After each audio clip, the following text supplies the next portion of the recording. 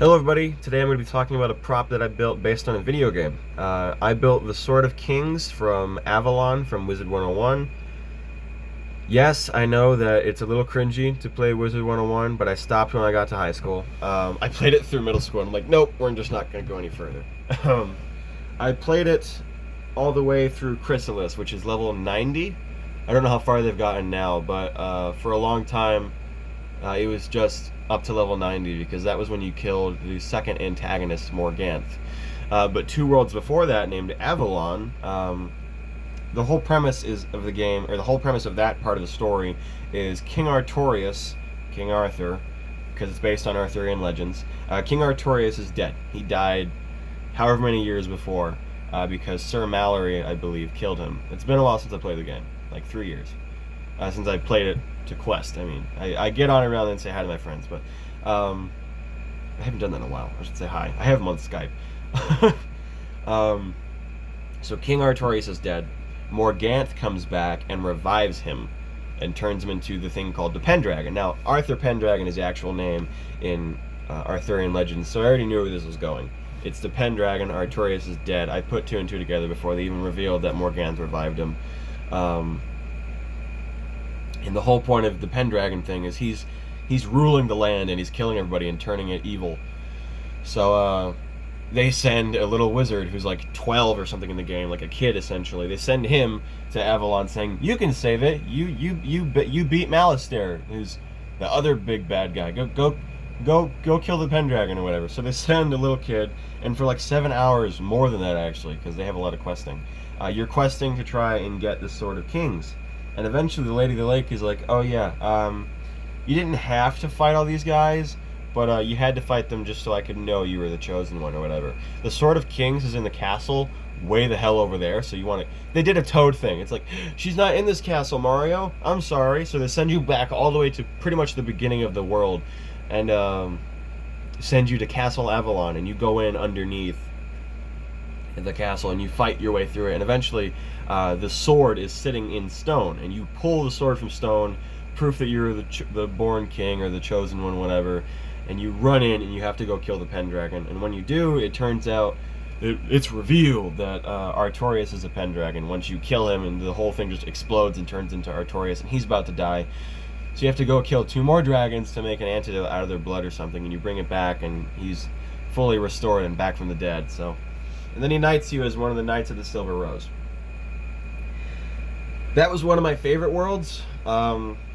It's one of the times where I actually stopped playing for a long time because I liked it. I was done. I didn't want to do anything else because that was my favorite thing. I'm like, hey, what can top this? And I stopped there because the next one was Aztecan dinosaurs.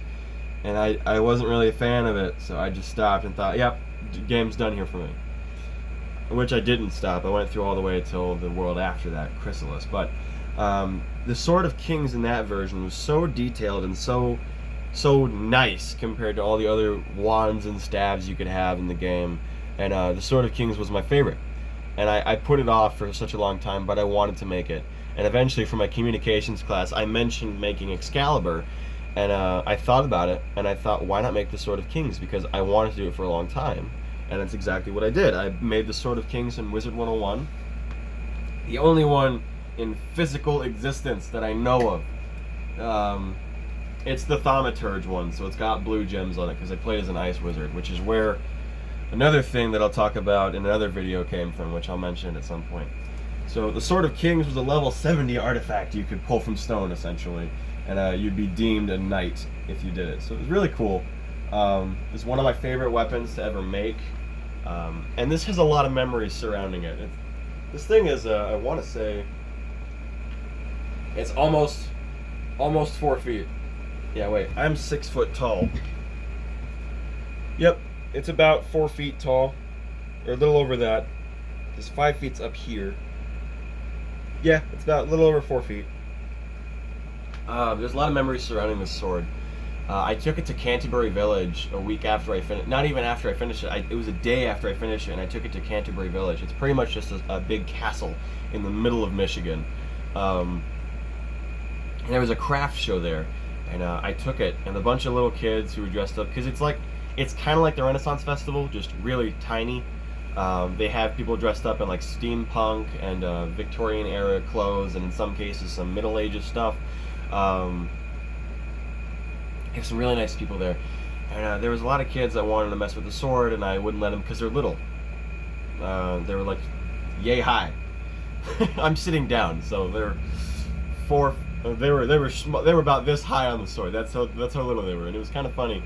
And there was a nice couple, nice older couple, an older gentleman and his wife. They made a little stand called Yankiwi. He called himself a Yank because he lived up, or a Yankee because he's American and he lived up in the Upper Peninsula of Michigan for a good portion of his life. And he met his wife, who called herself a Kiwi because she's from New Zealand. And I can't remember how long they've been married. But I went to Canterbury Village to sell my paintings because I used to do canvas paintings. I still do off and on, but I painted a couple canvases, and one of my favorites he was actually looking at, and I wasn't sure if I wanted to sell it. But that day, Canterbury Village got rained out bad. There was a thunderstorm, and they weren't going to cancel the craft show, so we were outside in a tent under a big gazebo, and all my canvases were sitting in the rain. And he comes over and he goes, well, can't really, I don't have any money, so I might as well just window shop. And he looks through and he goes, man, this reminds me of when I was a kid. And he pulls out this canvas that I just loved. I believe I called it Blue Night. It's on my Wix page if you guys scroll down far enough. It's I think it's my second painting I ever did. He went through it and he's like, dude, whenever I make money, I'm gonna try and make this, because I was selling them for $20 at the time, and then I dropped them to 15 when the second day. And the second day, no one really bought my canvases aside from the Halloween ones, because it was Halloween at the time. It was middle of October, and at the end of the day, he didn't really make enough money. And I'm like, it's okay, you don't have to worry about it. And I gave it to him for free. And he was like, are you sure I can't take this? I'm like, yeah, you can. Just go ahead. I never existed. It's cool. Just take the painting. Didn't make any money anyways. You might as well have one for free. I mean, I didn't make any money. That's what I was saying. I was like, I didn't make any. It's okay. I know you liked it. I got to lighten the load somehow, so here you go. Here's a free one. And he just started laughing. He's like, okay, thank you very much. You're one of the nicest kids I've ever met. And then not 20 minutes later, he comes back, and he hands his wife comes over and he hands my mom this ointment that's supposed to remove pain. And she was really nice, and she goes, your son he showed us some gratitude, so we want to show you guys some gratitude. I'm like, thank you very much. And he gives me this stone that has a little slit in it, and he's like, I want to see your business cards in it someday, young man. And that's sitting on my counter because I have yet to decide on a name or whatever. So yeah, there's some memories around it. And what I want to do now is I'm considering doing a big foam sword, because I passed out candy on Halloween. I love doing it because I make these crazy costumes. For 2 years straight, I made, when Batman vs Superman came out in 2016, or was it 2016? Yeah, 2016. My sophomore year of high school, I made the Batman mecha armor from The Dark Knight Returns, or technically the Batman vs Superman version. It was all made out of foam, and I tried really hard to make that suit, and it was really, really cool. It looked like real metal. I was really proud of it. And I could it could light up. I made the kryptonite spear too, and I turned the lights off, and I turned the spear off, and I stuck the spear in the dirt, and I turned around because when it got dark out, you couldn't see me because I was wearing a black cape, and I was in the shadow. And I left a little note on the bowl that said "Take one," and a kid reached in, took a whole handful, and I turned the lights on. I said "Take one." And he has like 10 or 20. He's like, no! And he freaks out. He drops the candy. I'm like, it's okay. I'm just messing with you. And he takes the candy, and he walks up and he pokes me. He's like, is this real? Is this real metal? He's like, he just full on punches my chest. I'm like, nice. I just got assaulted by a 10-year-old. And he's like, dude, did you make this? I said, yeah. He's like, can you make me a bike for Christmas? And I said, that's Santa's job. But with that story out of the way, I thought about making, because I'm not going to dress up this year. I don't have any costume to make. I threw the Batman one out because it got ruined.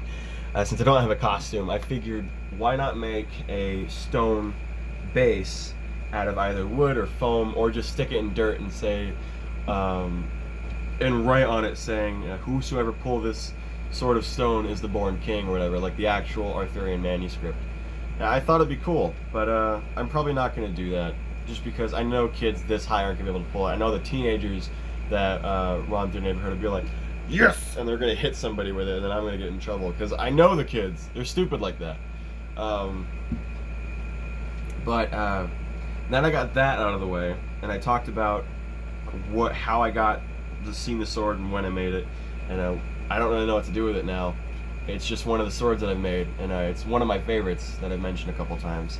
But where I'm going to go from now is I'm announcing a new project, which you guys I'm hoping are going to be excited for. It's going to be the first one you actually get to see me build, on camera at least, not on my Instagram. I'm going to be building Excalibur from either the 1981 film Excalibur or the 2017 version from King Arthur Legend of the Sword. So I put up a lot of reference photos on my Instagram page earlier this week. I put up Excalibur and King Arthur Legend of the Sword, but I also put the 2004 version based on if it was historically accurate, he could actually be a Roman soldier, blah, blah, blah, blah, blah. And then I put the version from Transformers The Last Knight, where Cade is apparently a descendant of King Arthur, and he pulls out Excalibur from the sigil from the Transformers. Just watch the movie. It's easier to explain that way. Then I had the TV show version from Merlin. That was one of the ones that I was leaning towards. I never watched Merlin. I watched the clip of him making Arthur the True King. I'm like, that's kind of cool sword. But then I put up the version from Hellboy, which is pretty much just a one-handed sword. It's pretty simple. I've built something like it. And then the last one was the Excalibur from Monty Python and the Holy Grail. So I put that up on my Instagram. I put one up on my Snapchat story, which I'm keeping separate from my other stuff, but I want to see what people think. Most people wanted to see King Arthur Legend of the Sword. That version of Excalibur from 2017. Which I'm more leaning towards. It's one of the more movies I enjoyed, next to Excalibur from 1981. And I really want to make both, because then I have one from the present, and I have one from the past, which technically they're both from the past now, but you get the point. And I might give 1981 away if I make it, because that'd be really nice to do. And because it'd be pretty cool to build. And yeah. So that's pretty much it. I'm going to be building either one or both of those. We'll find out eventually. I'm not going to be doing any templates. I will, however, post reference photos on my Instagram page if you guys want to check them out. I might be able to get actual measurements from the props, depending on how much the replicas are, or just if they have any available online. The measurements, I mean. Otherwise, that is it. I said that twice now. Thank you. Make sure to like and subscribe today if you enjoyed the video, and make sure to click the bell icon to receive notifications whenever I upload. Have a nice day.